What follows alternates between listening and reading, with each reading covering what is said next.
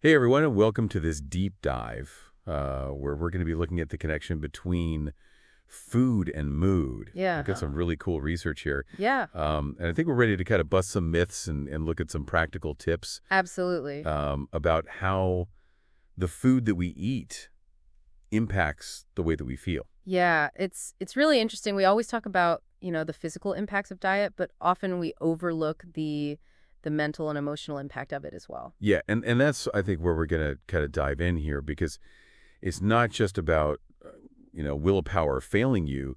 When you go for that extra cookie, Exactly. there's some serious biology going on behind the scenes. Absolutely there is. Yeah. It's fascinating. So let's unpack this a little bit. Okay.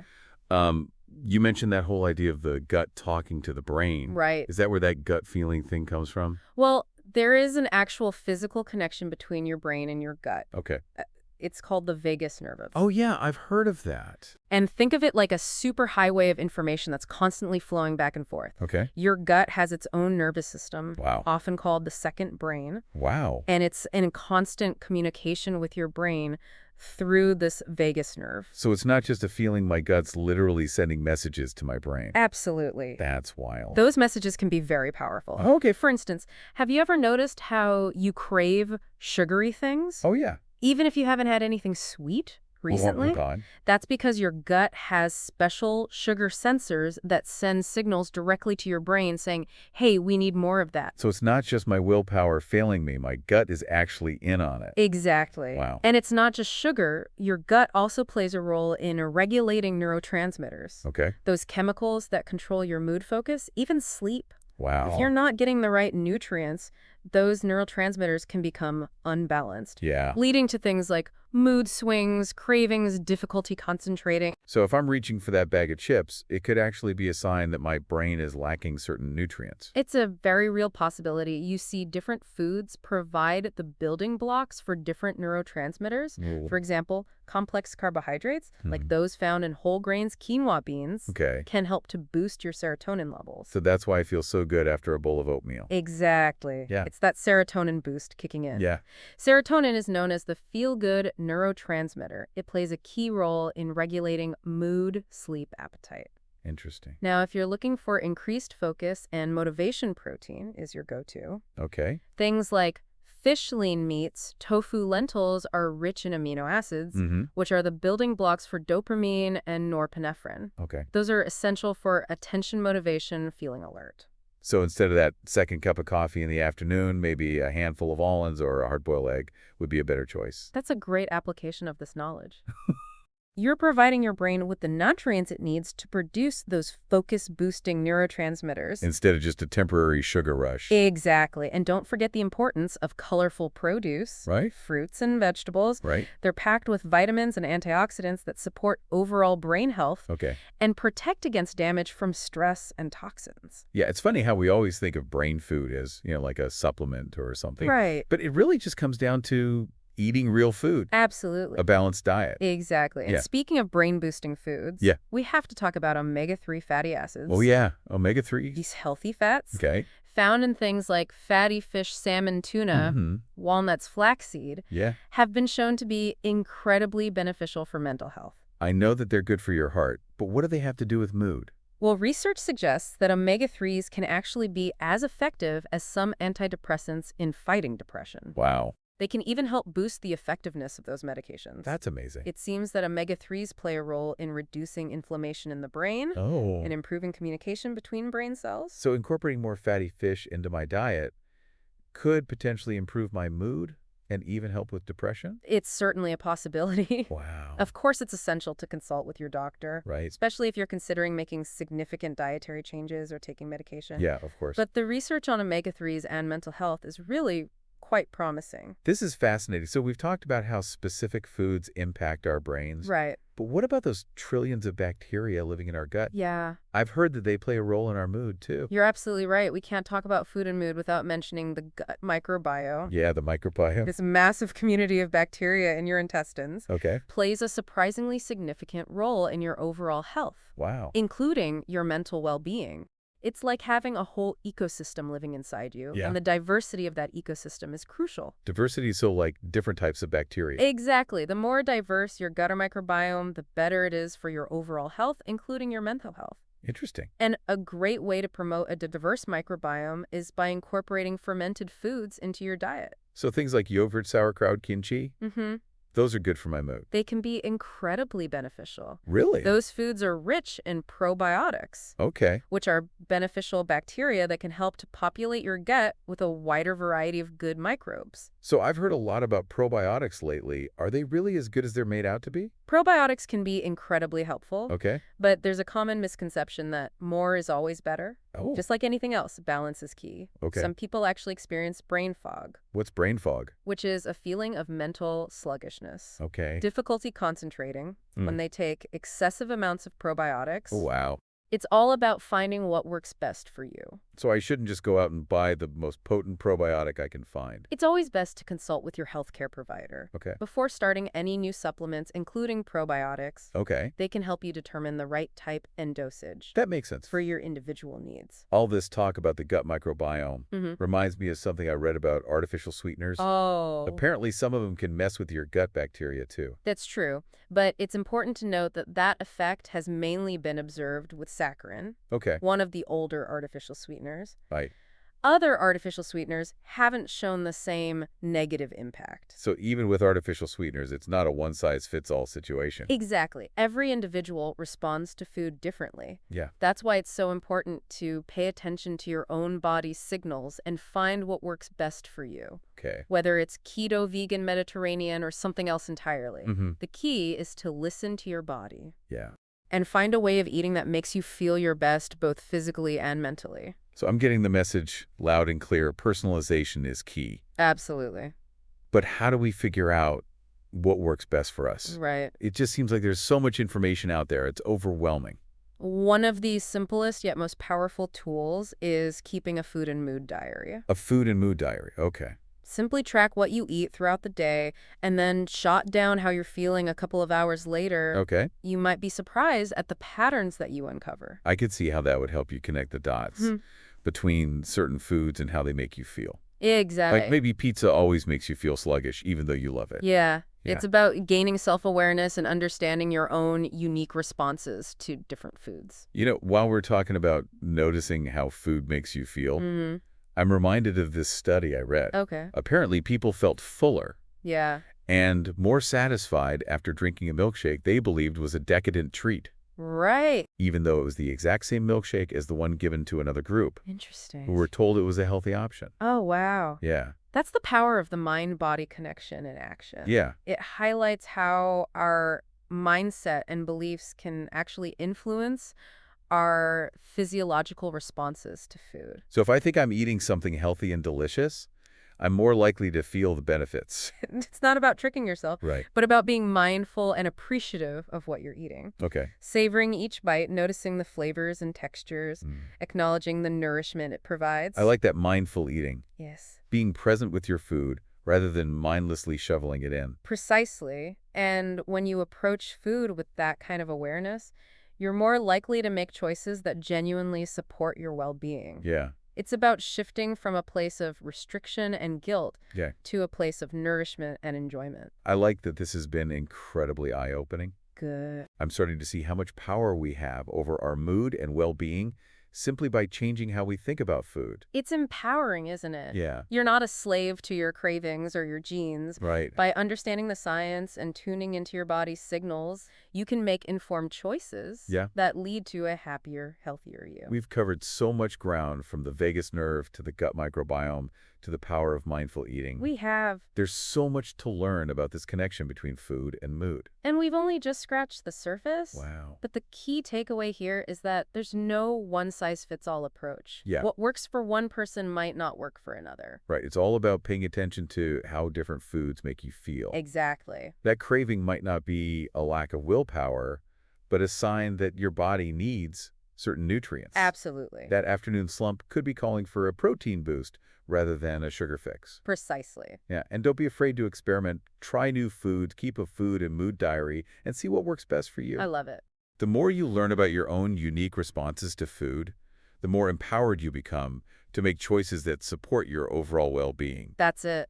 This is a lot to digest, It is. but I'm already feeling inspired to start making some changes. Wonderful. What are some small steps our listeners can take today to start feeling better tomorrow? That's a great question, and that's exactly what we're going to be diving into in the next part of our deep dive, so stay tuned, Okay. because we've got even more fascinating insights to I share. can't wait. I'm excited. Me too. This is great. This is good stuff. Yeah, all right. We'll see you in the next part. See you then. So are you ready to put all this knowledge into action I am, yeah. and start making some changes to your diet? Absolutely. But I got to say, it feels a little overwhelming. I know. So many different approaches and diets out there. Right. Where do we even begin? Well, you're right. The world of nutrition can feel like a minefield of information. Yeah. So today, let's explore a couple of popular approaches. Okay.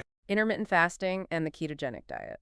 Okay, those are two I've heard a lot about, but mostly in the context of weight loss. Right. I'm curious to learn more about their potential impact on mood and mental clarity. Yeah, absolutely. So let's start with intermittent fasting, Okay? which, as you mentioned, is often associated with weight management, but at its core, it's really about strategically timing your eating windows, Okay. giving your digestive system a break, and allowing your body to tap into different energy sources. So it's not just about skipping meals, but about being more mindful of when you eat? Exactly. Think of it like giving your body a chance to reset and recharge. Okay. And there's some fascinating research suggesting that this reset period can have a positive impact on mental health. Oh, wow. Okay. For example, some studies have linked overeating to increased levels of glucose and insulin, Okay. which, if sustained over time, can lead to insulin resistance and inflammation. Mm-hmm. And interestingly, chronic inflammation has been implicated in a range of psychiatric disorders. So by giving your body a break from constant digestion, intermittent fasting might help regulate those glucose and insulin levels Exactly. and potentially reduce inflammation, which could have a positive ripple effect on mental well-being. That's the idea. It's not about deprivation, Right. but about giving your body a chance to clean up shop, so to speak. I like that. One researcher, Dr. Christopher Palmer, who's a leading researcher in the field of nutritional psychiatry, Okay. describes fasting as tapping into our fuel stores that we've saved for a rainy day. Oh, I love that analogy. Ah. So during those fasting periods, our body is actually using stored energy and getting rid of old or damaged cells, Right. making a way for new healthy cells when we eat again. It's like a spring cleaning for the body. Exactly. I like it. And the cellular renewal process could have implications for brain health as well. This is fascinating, but I have to admit I'm also a little wary. Sure. Isn't it dangerous to go without food for extended periods? It's crucial to approach intermittent fasting with caution. And always consult with your doctor before making any significant dietary changes. Yeah, of course. They can help you determine if it's appropriate for you Right. and guide you on a safe approach. Okay. And remember, we're not talking about extreme fasts. Right. Even something as simple as skipping a meal or two Okay. or having one large meal and a snack can be considered a form of intermittent fasting. So it's more about being mindful of when you eat rather than drastically changing what you eat. Exactly. And it's about finding what works best for your individual needs and lifestyle. Right. Some people find that having a specific eating window, like from noon to 8 p.m., works well for them, Okay. while others prefer to alternate days of eating and fasting. Okay. The key is to listen to your body and find a rhythm that feels sustainable and supportive. That makes me feel a bit more comfortable. Now, let's talk about the ketogenic diet, Okay. or keto as it's often called. Right. It seems like everyone's either a passionate advocate or a staunch critic. Yeah, it's definitely a hot topic. What's the truth about keto and its potential impact on mental health? Well, the ketogenic diet has actually been around for nearly a century. Wow, really? Initially used to treat epilepsy in children. I had no idea it had such a long history. It's only recently gained popularity as a weight loss strategy, Okay. but its effects on brain health are what's really captivating researchers. So how does it work? I know it involves drastically reducing carbohydrates, but how does that impact our mental state? It all comes down to ketones, which are an alternative fuel source for your body. Okay. When you drastically reduce your carbohydrate intake and increase your consumption of healthy fats, Okay. your body enters a state called ketosis. Ketosis. In this state, your body starts using ketones produced from fat for energy instead of glucose, which typically comes from carbohydrates. So these ketones, they have a direct impact on our brain. That's what the research is suggesting. Wow. Emerging research suggests that ketones may have a stabilizing effect on brain chemistry. potentially influencing mood focus and even reducing symptoms of certain mental health conditions. Really? Some studies have shown promising results in using the ketogenic diet to manage conditions like epilepsy, bipolar disorder, and even Alzheimer's disease. That's incredible. However, it's essential to remember that this is still an evolving field of research, Of course. and more studies are needed to fully understand the long-term effects of keto on mental health. But isn't a high-fat diet bad for your heart? There's a lot of misinformation out there about keto, Yeah, and it's understandable to be concerned about the potential impact on heart health. right. While some people may experience an initial increase in bad cholesterol when transitioning to a ketogenic diet, Okay. studies are showing that the overall cardiac risk profile actually improves in most people Oh, wow. on a well-formulated ketogenic diet. So it's not about loading up on bacon and butter. Absolutely not. Okay. The key to a healthy ketogenic diet is choosing high-quality fats Okay. from sources like avocados, olive oil, nuts, and fatty fish. So good fats. It's about replacing processed carbohydrates and sugars with nutrient-dense whole foods that support both your physical and mental well-being. And of course, as with any significant dietary change, working with a healthcare professional to make sure it's a safe and appropriate choice is paramount. Absolute, couldn't agree more. Yeah, Both intermittent fasting and the ketogenic diet can have powerful effects on your body, right. and it's essential to approach them with caution and under the guidance of a qualified healthcare professional. Okay. They can help you assess your individual needs, monitor your progress, and ensure you're getting all the nutrients you need. It's not about jumping on the latest trend, Right. but about finding what truly nourishes your body and mind. Exactly. And that often requires personalized guidance. Well said. And speaking of nourishment, Yeah. it's important to acknowledge the other side of the coin, Okay. the potential for our relationship with food to become distorted and You're unhealthy. talking about eating disorders? Yes, and it's a topic that deserves our attention because when our relationship with food becomes disordered, it can have devastating effects on both our mental and physical health. Yeah. And ironically, the pursuit of health and wellness through dieting can sometimes inadvertently lead to unhealthy behaviors and even eating disorders. That's a slippery slope when we become overly focused on restricting our food intake or obsessing over calories. Right. It can create a cycle of deprivation and guilt that ultimately backfires. It's like that saying, when you restrict everything, you think about nothing else. Right. All you can think about is the food you're not allowed to have. Exactly. And that's where things can spiral. Yeah. We become so fixated on controlling our food that we lose sight of the joy of eating Yeah. and the nourishment it provides. Yeah. Food becomes the enemy rather than a source of sustenance and pleasure. Exactly. And the articles we reviewed highlighted how this can manifest in different ways. Right. From anorexia and bulimia to binge eating disorder and even orthorexia, Yeah. which is an obsession with healthy eating. It's a very real struggle for many people. It's crucial to remember that eating disorders can affect anyone, Absolutely. regardless of age, gender, or background. It's not about vanity or willpower. Right. It's a complex mental health condition that requires professional help. The shame and secrecy surrounding eating disorders often prevent people from seeking help. Right. But early intervention is key in addressing these conditions. Absolutely. If you're struggling with disordered eating, please know that you're not alone. Yeah. And there is help available. Reach out to a trusted healthcare professional, a therapist, or a support group. And if you're concerned about a loved one, encourage them to seek help as well. Yes, early intervention is so important. This conversation has really brought to light the complexities of our relationship with food. It is complex. We've gone from understanding how specific foods can impact our brain chemistry to recognizing the potential dangers of an unhealthy relationship with food. Right. It's a reminder that balance and self-compassion are key. Couldn't agree more. It all circles back to that core message we've been emphasizing throughout this deep dive. Yeah. Being mindful of what we eat and how it makes us feel. It's about respecting our body's needs and finding a way of eating that supports both our physical and mental well-being. And recognizing the journey looks different for everyone. Absolutely. There's no one-size-fits-all approach. Right. It's about tuning into your own unique needs. Exactly. And finding what works best for you. Beautifully said. Now let's shift gears a bit. Okay. And explore how we can start putting all this knowledge into practice. Okay, I like that. We've unpacked a lot of information today. Yeah, we have. And it's important to take some time to reflect on what resonates with you. Okay. What are some key takeaways that stood out to you? Yeah. What new insights are you going to carry with you? Right. And most importantly, what small changes can you make in your daily life to cultivate a healthier and happier relationship with food? Maybe it's adding more colorful produce to your plate. Yeah. Trying out a new fermented food or experimenting with intermittent fasting. I love it. Or perhaps it's being more mindful of your eating habits, slowing down, savoring each bite. Absolutely. It could even be reaching out to a healthcare professional for guidance on creating a personalized nutrition plan. That's a great idea. Whatever it is, remember that small, sustainable changes over time can lead to profound transformations in your overall well-being. You know, I keep thinking about that study with their milkshakes. Oh yeah, the one where people felt fuller, The one where people felt fuller and more satisfied when they believed they were drinking a decadent shake. even though it was the exact same as the healthy shake. Exactly. It's a powerful reminder of the mind-body connection and the impact our beliefs can have on our physical experiences. Yeah, so what if we approach all our food with that same sense of indulgence and appreciation? I love that idea. What if we truly savor each bite and honor the nourishment it provides? That's beautiful, and it speaks to the power of mindful eating when we slow down, pay attention to our senses, and cultivate gratitude for the food we have. Yeah, It can transform our entire experience of eating. It's no longer just about fueling our bodies, it's right. about nourishing our souls as well. And it's not just about feeling fuller or more satisfied.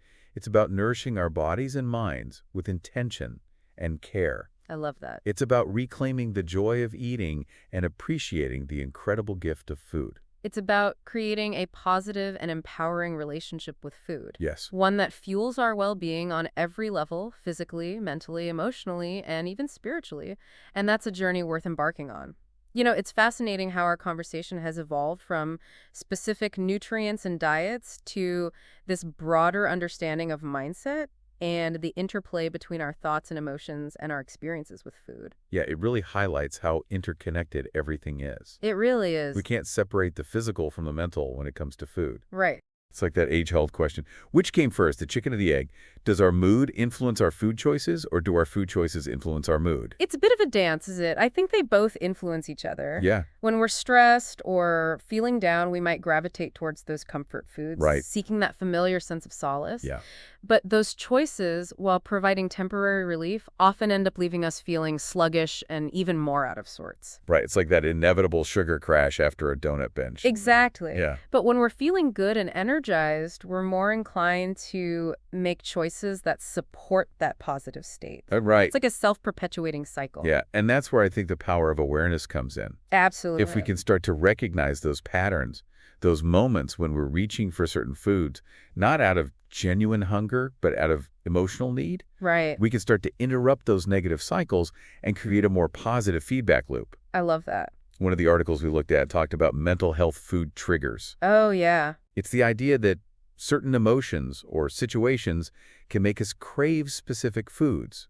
Like feeling anxious might trigger a craving for salty chips, Yeah. while feeling sad might lead to a desire for sugary treats. That's a powerful concept. Yeah, By becoming more attuned to those triggers, we can start to make more conscious choices in those moments. right, It's not about judging ourselves or denying our emotions, right. but about recognizing those patterns and finding healthier ways to cope. So instead of automatically reaching for that bag of chips when you're feeling overwhelmed, you might pause and ask yourself, what does my body truly need right now? Right. What would make me feel nourished and grounded in this moment? Yeah. Perhaps it's a glass of water, a piece of fruit, Yeah, a few minutes of mindful breathing, a walk in nature, or a conversation with a loved one. it's about shifting our focus from instant gratification to genuine nourishment. Exactly, for both our bodies and our minds. I love that reframing. Yeah. It's about recognizing that food is just one piece of the puzzle when it comes to our emotional well-being.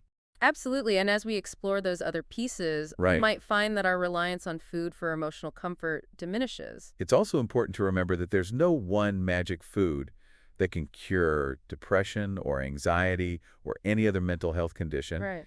It's about creating a holistic approach Absolutely. that encompasses a balanced and sustainable way of eating, along with other lifestyle factors like stress management, sleep movement, and social connection. That's a crucial point. There's no quick fix. Right. It's about making gradual changes that we can integrate into our lives in a way that feels sustainable and empowering. And as we make those changes, Yes, it's important to be patient with ourselves. We all have moments of weakness, of course we do. and that's okay. It's about progress, not perfection. Absolutely. Every step we take towards nourishing our bodies and minds with intention and care is a step in the right direction. One of the simplest yet most profound takeaways for me from this deep dive is the power of mindful eating. Oh, it's a game changer. It's not about adding another task to our to-do list. No. but about bringing more awareness and intention to something we do multiple times a day. It is. It's about slowing down, savoring each bite, noticing the flavors, textures, and aromas of our food, Yeah, and appreciating the nourishment it and the provides. connection to where it came from. It's about cultivating a sense of gratitude for the food we have and honoring the connection between our bodies and the earth. This deep dive has really shifted my perspective on food. I'm so glad. It's no longer just fuel. It's a source of energy, nourishment, pleasure, connection, and even healing. It is. It's powerful. And it's something we have a remarkable amount of control over We do. by making conscious choices about what we eat and how we eat. Right. We can harness the power of food to support our mental, emotional, and physical well-being. Absolutely. We can create a more vibrant, joyful, and fulfilling life. Couldn't have said it better myself. So as we wrap up this exploration of food and mood, Yes. we want to leave you with a final reminder. Okay, I'm listening. Listen to your body. Pay attention to how different foods make you feel. Yes. Don't be afraid to experiment and find what works best for you. I love it. Food can be a powerful ally on your journey to a happier and healthier life. Keep diving deep, folks, and remember, a nourished mind begins with a nourished body, and a nourished life begins with a nourished soul.